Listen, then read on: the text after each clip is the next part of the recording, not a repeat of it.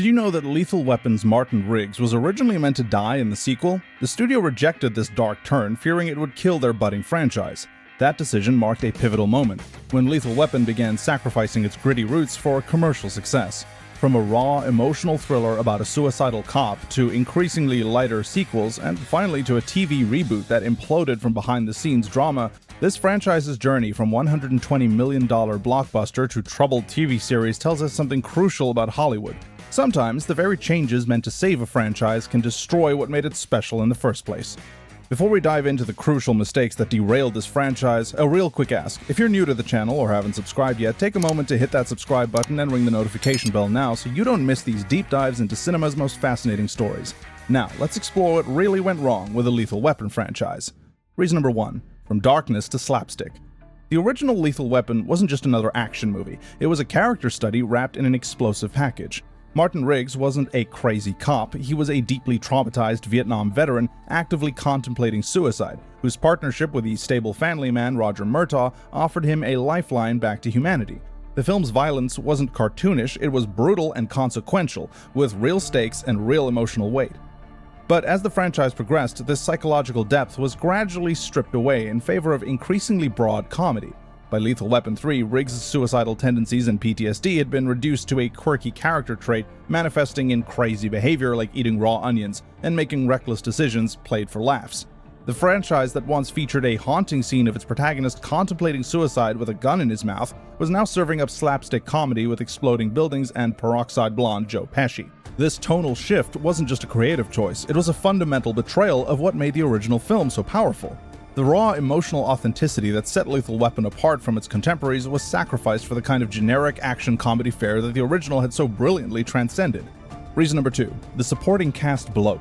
Sometimes more is not better, it's just more. While the original Lethal Weapon succeeded largely due to the electric chemistry between Gibson and Glover, subsequent entries fell into the trap of constantly adding new characters to the mix. The introduction of Getz in Lethal Weapon 2 worked initially because Joe Pesci's manic energy provided a perfect foil for our established duo. But by the third and fourth films, the franchise had become completely overcrowded with supporting characters, each demanding their own subplot and screen time. This character inflation reached its peak in Lethal Weapon 4, which had to juggle storylines for Riggs, Murtaugh, Getz, Lorna, Lee Butters, and the entire Murtaugh family. What started as a focused story about two mismatched partners had evolved into something resembling a police precinct sitcom. The result? Less time for meaningful character development and more forced attempts at comedy that diluted the core partnership that made the franchise special. Reason number 3. The villain problem.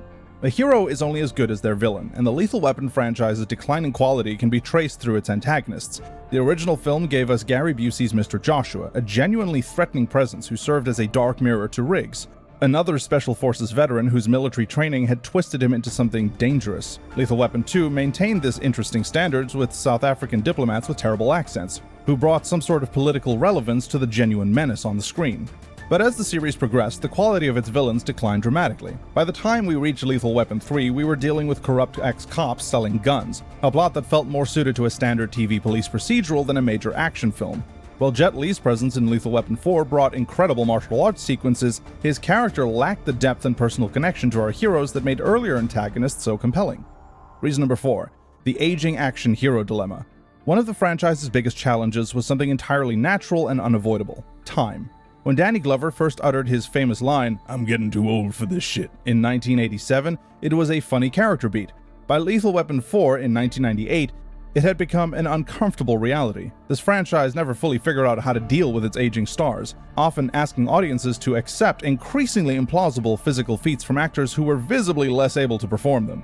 Instead of adapting the action to accommodate its aging stars, perhaps by focusing more on experience and cunning over raw physicality, the later films often tried to pretend nothing had changed. This created a disconnect that became harder to ignore with each installment, especially when asking audiences to believe that Riggs, who was established as a Vietnam vet in the original film, could still perform like an Olympic gymnast well into middle age.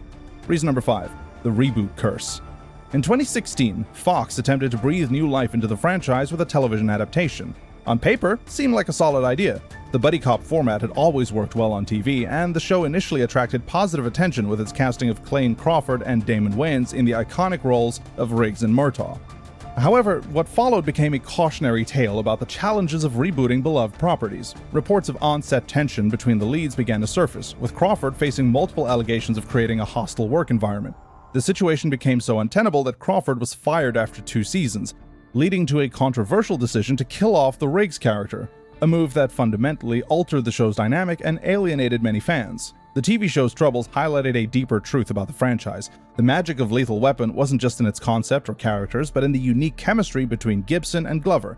Trying to recreate that chemistry with new actors proved to be more challenging than anyone anticipated, especially when real-world drama began to overshadow the on-screen story. Number 6. Lost in translation. One of the most overlooked aspects of the franchise's decline was how poorly its core themes translated to modern audiences. The original film's exploration of Vietnam War trauma, police brutality, and masculine vulnerability felt groundbreaking in 1987. However, as societal attitudes evolved, the franchise struggled to adapt its messaging for contemporary viewership. The casual approach to police violence that was just accepted in the 1980s became increasingly problematic in later years. The franchise's attempts to address this through surface-level changes, like adding more diverse characters or toning down the violence, often felt superficial rather than meaningful. The TV series particularly struggled with this balance, trying to maintain the franchise's action-packed legacy while acknowledging modern concerns about police conduct. This disconnect became even more apparent in how the franchise handled mental health. What made the original Lethal Weapon revolutionary was its raw, unflinching portrayal of PTSD and suicidal ideation, topics that were rarely discussed openly in 1987. Yet, as mental health awareness evolved into audiences becoming more sophisticated in their understanding of trauma, the franchise's increasingly cartoonish treatment of Riggs' mental state felt not just dated, but potentially harmful. The TV series attempted to update this aspect, but never quite managed to find the right balance between honoring the original's darkness and meeting modern sensibilities. Reason number 7. The shadow of nostalgia. Perhaps the most insidious factor in the franchise's decline was its own success.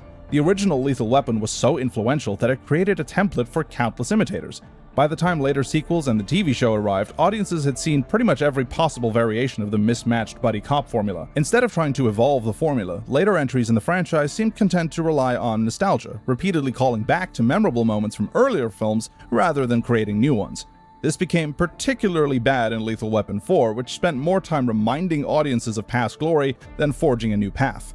This nostalgia trap extended beyond just callbacks and references. The franchise became so focused on recreating the magic of the original that it forgot what made that magic work in the first place: authenticity. The success of the original was not built on catchphrases or explosive set pieces, but on character moments and emotional truth. When your selling point becomes "remember how great this used to be" rather than "look how great this still is," you've already lost the battle of relevance. The future of the franchise. As of 2024, there are still occasional rumblings about a potential Lethal Weapon 5, with Mel Gibson attached to direct. However, the challenges facing such a project are enormous. Not only would it need to address the age of its stars, Danny Glover is now in his late 70s, but it would also need to find a way to make the franchise relevant for modern audiences without losing what made it special in the first place. The question isn't whether Lethal Weapon could return, it's whether it should. In an era where police procedurals have evolved significantly and audience expectations for action films have changed pretty dramatically, perhaps the best way to keep the franchise's legacy alive is to let it rest, preserving the memory of what made it great rather than risking further dilution of its impact. But that's just our opinion. Do you think the series could still work in today's world? Would you want to see a Lethal Weapon 5? Let us know in the comments below, and don't forget to like and subscribe for more deep dives into cinema's most fascinating franchises. This video was made by movie fans, for movie fans.